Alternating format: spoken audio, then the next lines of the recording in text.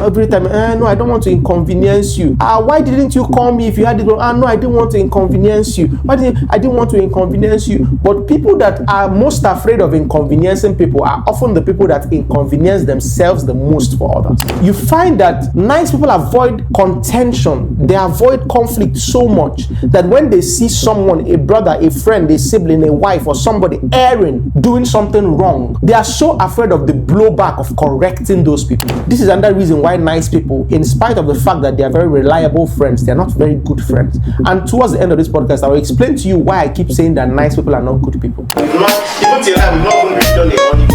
Let's not go there.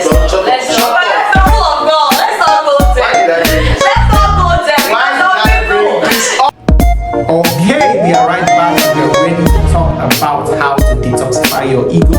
And you haven't subscribed to Salt Nation TV, please take a moment right now to subscribe.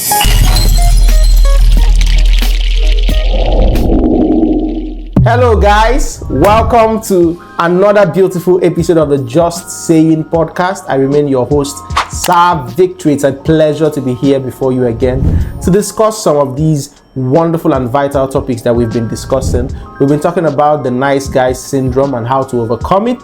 And today we're going to be rounding up this series on Mr. Nice Guy, how to overcome the nice guy syndrome. Today's episode is hopefully going to be very short. We're just going to go straight to the point and address some of the virtues that balance out someone who is struggling with the nice guy syndrome, how to basically stand out and come out of that syndrome and become a better version of yourself.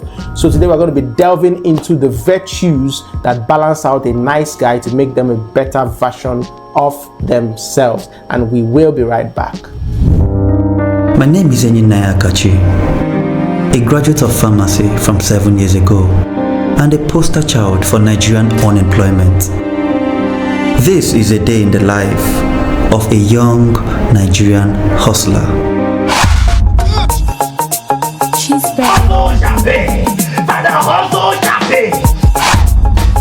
Hustle. How you survive through life every day.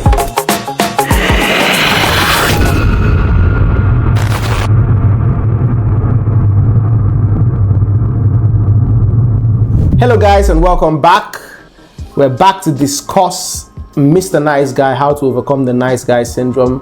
Today we're going to be spending more time looking at the virtues that you should cultivate as someone who is struggling with the nice guy syndrome. These virtues help you balance out this tendency within you and help you become more conscious of who you are becoming, and helps give you some more direction, on how to become a better version of yourself.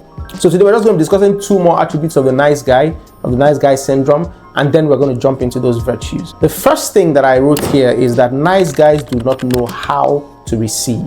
They are too used to giving that they will turn down blessings that God sent to them, either because they do not recognize it or because they feel that they are inconveniencing the people who are giving it. Right? And I know I've discussed about this in various ways throughout this series, but I want to kind of focus on the art of receiving a little more, because you cannot defeat the nice guy syndrome if you do not learn how to receive. Now I'm going to share an interesting story that I had after I got married. After I got married, one of the first things that God had to teach me was how to receive. Because one of the things with nice guys is that we are addicted to giving. It has become such a crucial part of our nature that we do not know how to receive. So after I got married, I found out that there was a service that my wife used to render to me that to me felt, how do I say it? It felt like it was too much of a demand. Now, I wasn't demanding it, she was giving it. I didn't ask for it, she was giving that service. But I felt it was almost like she was slaving to be able to do that for me. And because of that, nice guy within me began to rumble, so I would often reject the service that she was giving, because I felt like, no, don't stress yourself. Why would you stress yourself like this? No, don't worry, I'm fine. Now, did I enjoy what she was giving? Yes. But because of observing the process that she had to go through to be able to give that service to me, it made me uncomfortable. And this is one of the things with nice guys. We are so used to being the ones giving that it feels strange when we receive. We are so used to being the ones sacrificing that when people try to give back to us, oftentimes we're like, no, don't worry about it. No, I'm fine. No, don't worry about it. You deflect the reward of your niceness, so to speak, assuming that was the reward of your niceness. But the point I'm trying to make is that you deflect the blessings of God, you deflect the rewards, you deflect good things when they come to you because you are being nice. I used to have a friend back when I was in school, and she's probably listening to this. I used to mock her a lot because both of us were very similar. We were always talking about how we didn't want to inconvenience people. Every time, no, I don't want to inconvenience you. Why didn't you call me if you had it? No, I didn't want to inconvenience you. I didn't want to inconvenience you. But people that are most afraid of inconveniencing people are often the people that inconvenience themselves the most for others. You do anything for every other person, but when someone wants to do something for you, you deflect that blessing. And so God had to teach me, Chidike, learn how to receive. What your wife is doing for you is a sacrifice, yes, but it's a pleasure for her to be able to offer you that service. Stop rejecting it. Stop rejecting it. Nice guys do not know how to receive because they often turn away God's blessings, either by not recognizing that it is God's blessings or because they feel that they are inconveniencing the other person. And what do you do when you are faced with this kind of situation? You have to cultivate a mindset of being deserving of the same things that you do for others. Learn how to receive it. Learn how to receive it. There are so many guys that I know in my circle who are so used to giving to everybody that the first time I ever gave them something or bought a birthday gift for them, and men are often in this category most. Actually, men struggle with the nice guy syndrome the most. They are so used to giving and giving and giving. And one of the things God has taught me is that men should learn from women how to receive from God. Men should learn how to receive from God from how women receive from them. Right? Learn how to receive from God from how women receive from you, how your children receive from you, how those who are your dependents receive from you. That same feeling of responsibility you have towards them is the same feeling of responsibility God has towards you. And oftentimes God will give you back through people. Because He says if you give, it will come back to you. Good measure, pressed down, shaken together, shall men pour into your bosom. So if someone offers you a ride, you're headed this way, but the person is headed this way, and the person says, oh, let me drop you there. You know it involves that person leaving their route and going all the way over here to help you. And like, no, don't worry. I'll enter a bus. Nice guys don't know how to receive. And it's the reason why God can't even bless you. He can't even bless you. Learn how to say thank you and receive it and believe that you are deserving of it. Receive it. Receive it. The second thing I want to share is that nice guys often avoid conflict. Every kind of conflict will run away from this. And this is good until it isn't.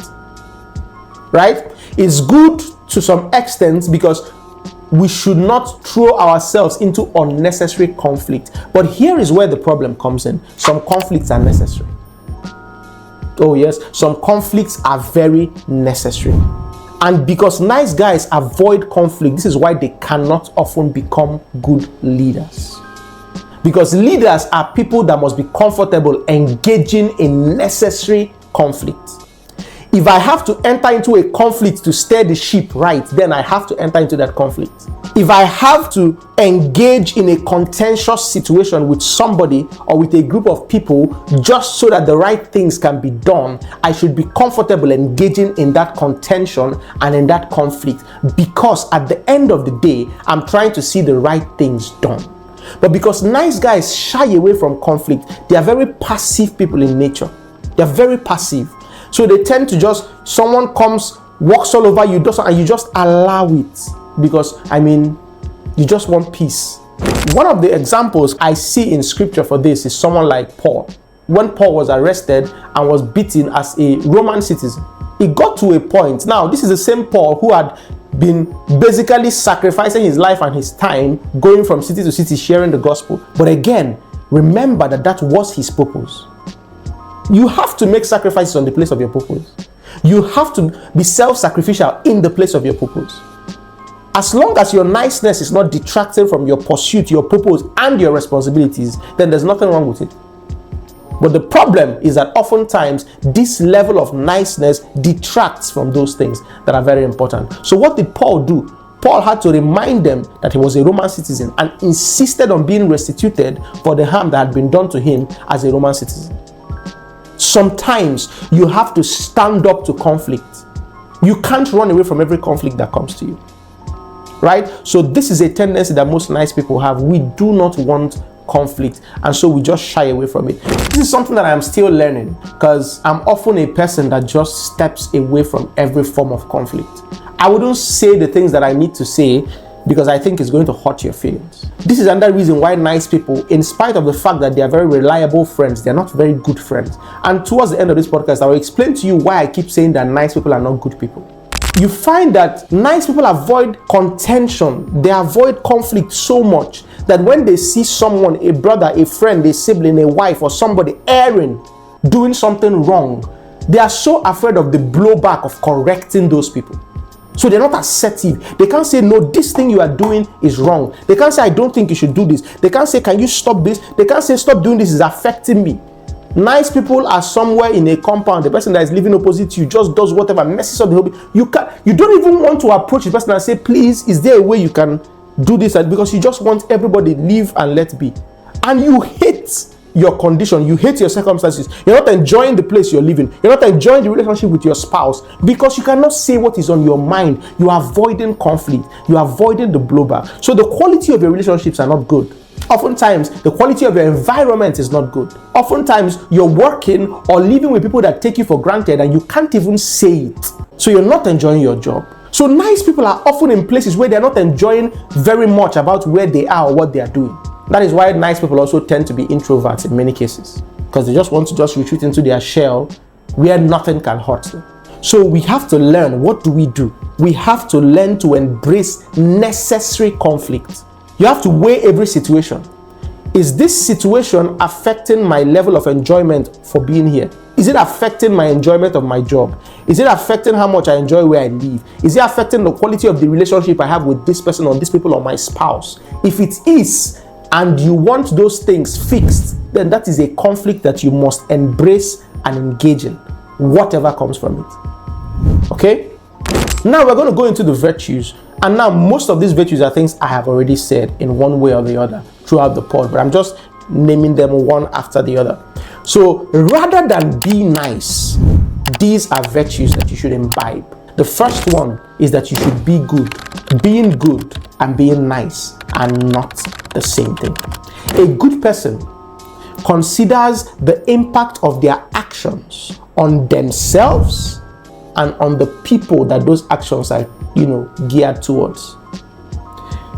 They consider the impact of their actions on themselves and on the people. Nice people consider the impact of their actions or inactions on the people and never on themselves. This is why they are often in circumstances and circles and jobs that they hate. They are often in places that they don't like to be in. They are often engaged in relationships that they do not like. They don't even like the person. Many nice people are married to people they don't even like.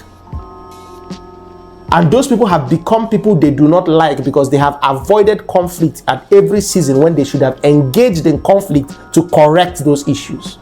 I often tell young couples that after you get married, that is the time to fight. Oh, fight. Oh, fight all you can fight. Make sure you fight, though.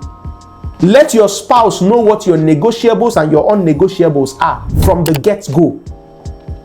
Stop saying, oh, well, just I love you, so go ahead. Because very soon you will detest that person.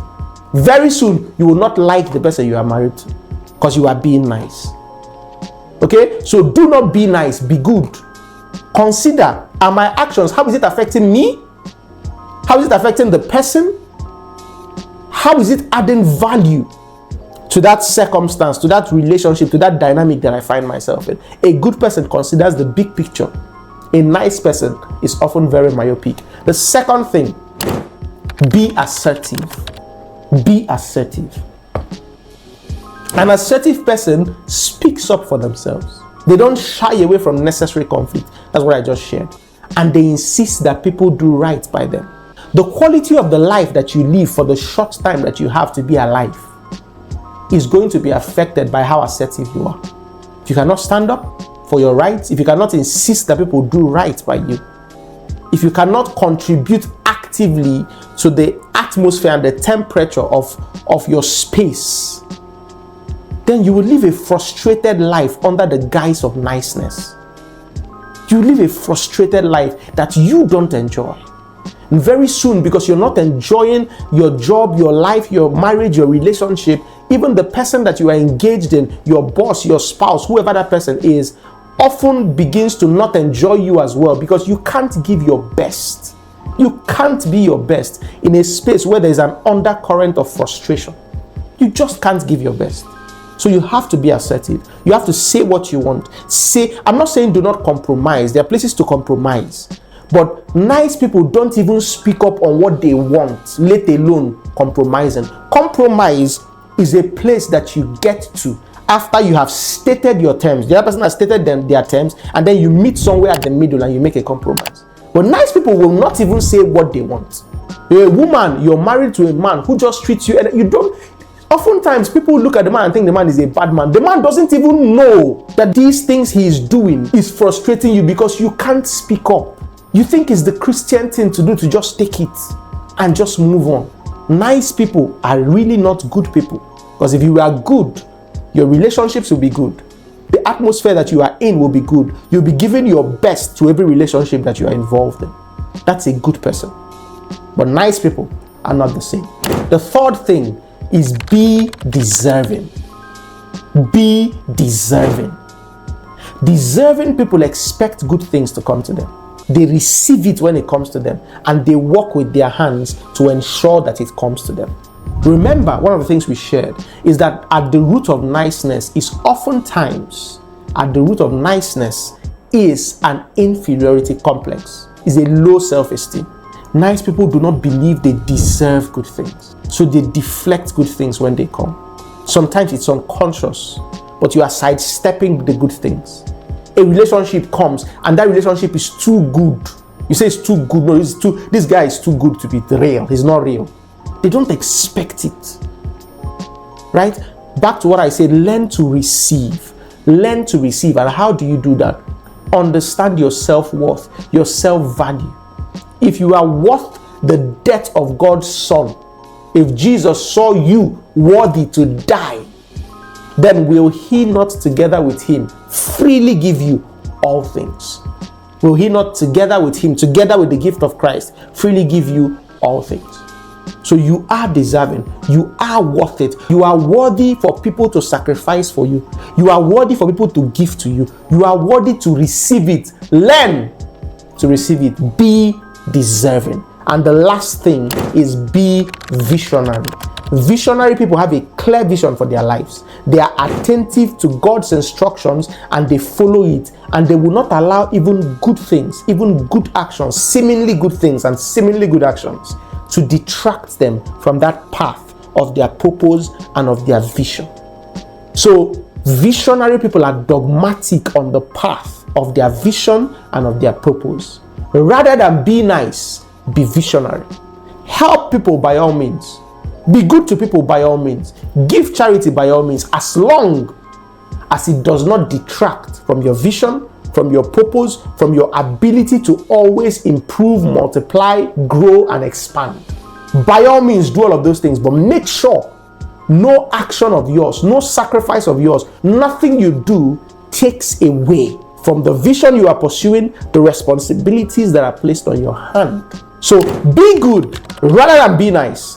Be good, be assertive, be deserving, and be visionary. And for me, this is the summary of a person that you can become rather than just being passive and nice. I know I've shared so many things in this series, and I truly hope to God that this has helped a lot of people. I truly hope to God that this series has contributed something vital in your lives or in the lives of someone you love. Please, if you perhaps are not struggling with nice guy syndrome, you know people in your life who are struggling with this. You know people who are just passive, too nice, too sacrificial, and they are not amounting to anything with their lives. You know those people. Please do them a favor. From the first part to this final part, share all of these videos to them. Help them discover what they can become. I know I've said so much in this podcast that has gotten your mind thinking, Perhaps you agree with me, perhaps you do not agree with me. But what do I know? I'm just saying. Till the next time we see on the Just Saying podcast, I remain your host, Sir Victory. God bless you. If you haven't subscribed to Salt Nation TV, please take a moment right now to subscribe.